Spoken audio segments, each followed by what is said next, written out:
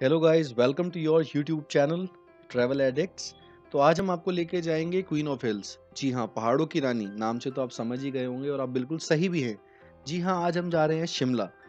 दोस्तों, अगर आप इस साल शिमला जाने की सोच रहे हैं तो ये वीडियो आपके लिए बहुत ही इन्फॉर्मेटिव रहेगा। आपको आपके काफ़ी सारे सवालों के जवाब मिल जाएंगे और इस वीडियो को देखने के बाद आपका जाना पक्का हो जाएगा कि जी हाँ, मुझे शिमला जाना ही जाना है।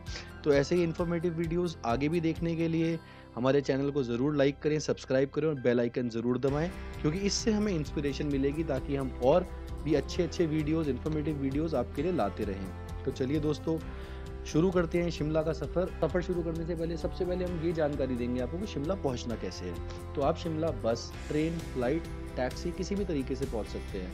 अगर आप शिमला ट्रेन से पहुंचते हैं तो आप देश के किसी भी कोने से शिमला में कालका एक जगह पड़ती है, आप कालका तक ट्रेन से आ सकते हैं और कालका से शिमला आप टॉय ट्रेन से जा सकते हैं, जो कि आपके जीवन का सबसे बेहतरीन सफ़र रहेगा। आपको जानकर हैरानी होगी कि 2008 में यूनेस्को ने शिमला की टॉय ट्रेन वाली साइट को वर्ल्ड हेरिटेज साइट का दर्जा दिया था। वो इतना अच्छा, मतलब आप जब आएंगे इतना अच्छा लगेगा आपको, इतना अच्छा सीनिक व्यू है वहाँ का वैली का। वो आपकी बेस्ट जर्नी रहेगी। आप वॉल्वो से भी आ सकते हैं। दिल्ली के कश्मीरी गेट से रोज़ वॉल्वो दिल्ली टू शिमला चलती रहती है, जिनका किराया मात्र 800 से 1200 रुपये होता है।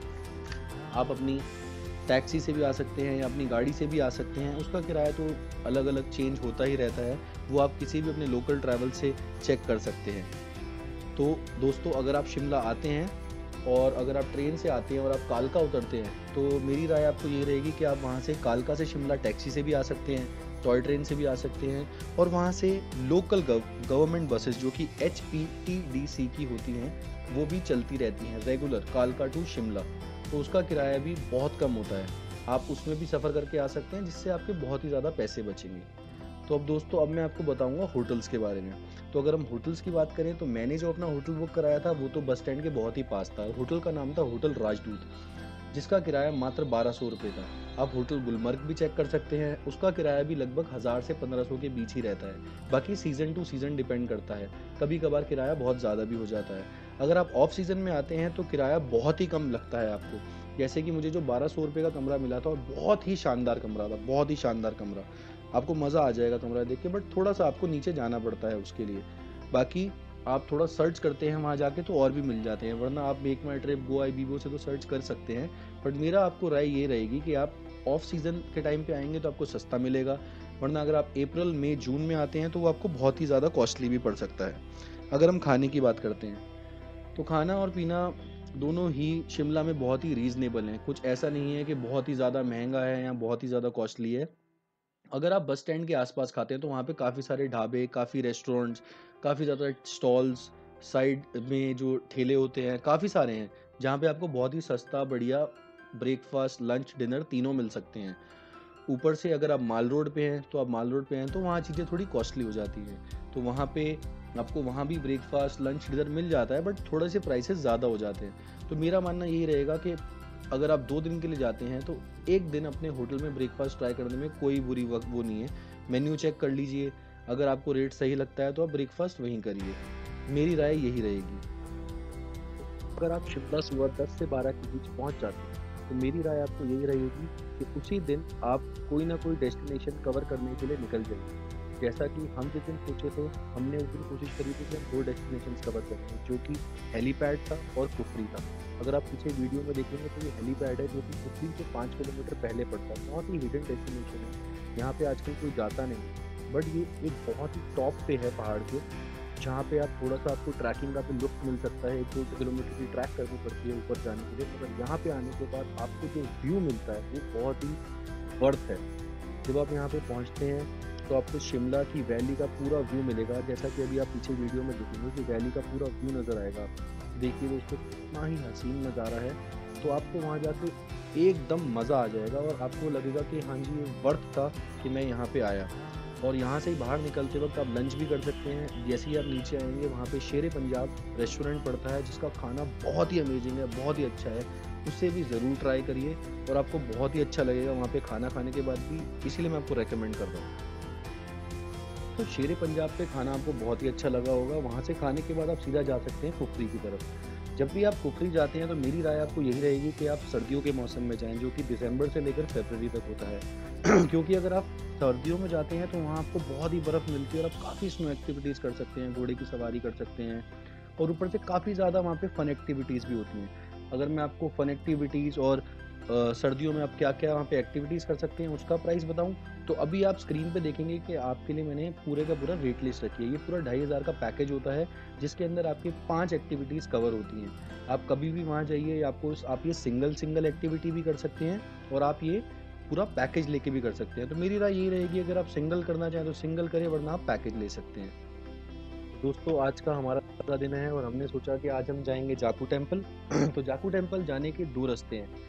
एक तो आप वहीं माल रोड से ही जा सकते हैं डायरेक्ट ट्रैकिंग करते हुए, दूसरा है कि आप अपनी कार लेके या प्राइवेट टैक्सी व्हीकल लेके जा सकते हैं।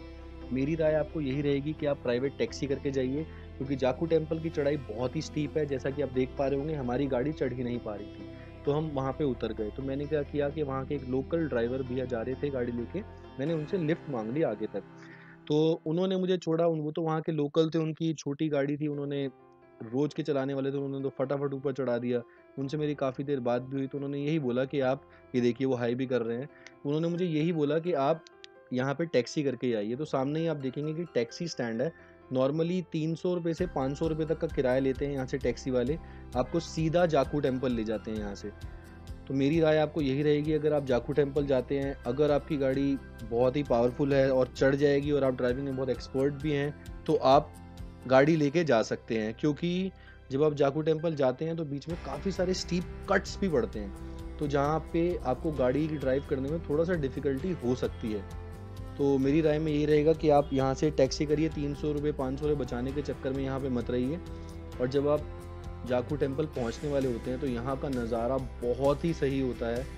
आप यहाँ पे भी वैली के टॉप पे होते हैं और बस हनुमान जी के दर्शन से थोड़ा-सा दूर ही होता है। तो दोस्तों, फाइनली काफ़ी सारी चुनौतियों का सामना करने के बाद, काफ़ी सारे स्टीप कट्स का सामना करने के बाद हम पहुँच चुके हैं जाखू टेम्पल। देखिए मेरे पीछे है विशाल हनुमान जी की मूर्ति। हनुमान जी के हमने दर्शन ऑलरेडी कर लिए हैं और यहाँ पे गाड़ी से पहुँचने के बाद भी आपको 70 से 80 स्टेयर्स चढ़ के आनी होती हैं। बट वो स्टेयर्स चढ़ने में काफ़ी मज़ा आता है, क्योंकि स्टेयर्स के ऊपर हर एक सीढ़ी के ऊपर टॉप पे हनुमान चालीसा का पाठ चल रहा होता है आपके साथ। आप वो हनुमान चालीसा पढ़ते हुए भी आ सकते हैं। और एक ध्यान रखिए कि जब भी आप यहाँ पे आते हैं तो आपके पास कुछ खाने की चीज़ ना हो हाथ के अंदर, या फिर आप कुछ खाते-खाते ना आएँ, क्योंकि वो जैसे ही आपके हाथ में कुछ सामान होगा, आप खाते-खाते आ रहे होंगे, वहाँ पे बहुत सारे बंदर होते हैं और वो आपके हाथ से खींच के ले जाएँगे। और हो सकता है एक नहीं, दो नहीं, बंदरों का झुंड भी आपके पीछे पड़ जाए। तो मेरी राय ये रहेगी, कुछ खाते-वाते यहाँ पे ना आएँ, सिर्फ़ भगवान के दर्शन करें, हनुमान जी के दर्शन करें और दर्शन करके सीधा नीचे आ जाएँ। जब आप नीचे आएँगे ना, तो आपको एक रास्ता दिखेगा, वही गाड़ी वाला जहाँ से आप आए हैं। दूसरा रास्ता आपको दिखेगा ट्रैकिंग, जहाँ से आप दूसरा रास्ता था जहाँ से आप माल रोड से आ सकते थे। मेरी राय यही रहेगी आपको कि वापसी आप उसी रास्ते से जाइए नीचे, जो कि आप पीछे देख पा रहे होंगे, ये है वो रास्ता। क्योंकि अगर आप इस रास्ते से नीचे जाते हैं तो यहाँ पे आके आपका एक एडवेंचर, ट्रैकिंग, वो सपना भी पूरा हो जाता है। कम से कम ये मेरे हिसाब से 4 से 5 किलोमीटर का ट्रैक था। और जो ये ट्रैक था ना गाइस, दोस्तों, आप मतलब इसको हमेशा याद रखेंगे। इतना आसपास ब्यूटी, ग्रीनरी, सीनरी, बीच में बंदर भी होते हैं थोड़े बहुत, मगर बहुत ही सीनिक व्यू के साथ था ये। आपको मतलब लाइफ टाइम याद रहेगा। तो मेरा राय आपको ये रहेगी कि वापसी आप जाखू टेम्पल से स्टेयर्स से ही आइए, ट्रैक करते हुए ही आइए। तो हमने आखिरकार वो स्टेयर्स ख़त्म कर ली, 1 डेढ़ घंटा हमें लगा और अब हम आ गए हैं माल रोड पे। टेम्परेचर काफ़ी गिर गया है, आपको धुंध भी दिख रही होगी। अब हम यहाँ माल रोड पे एंजॉय करेंगे और हमारा शिमला का सफ़र यहीं ख़त्म होता है। कल हम निकलेंगे दिल्ली की तरफ। अगर आपको ये वीडियो अच्छी लगी हो तो please like and share and subscribe. और भी अच्छी-अच्छी वीडियोज़ का इंतज़ार करिए, हम ज़रूर वापस आएँगे। And thank you guys, thank you for watching, thank you so much.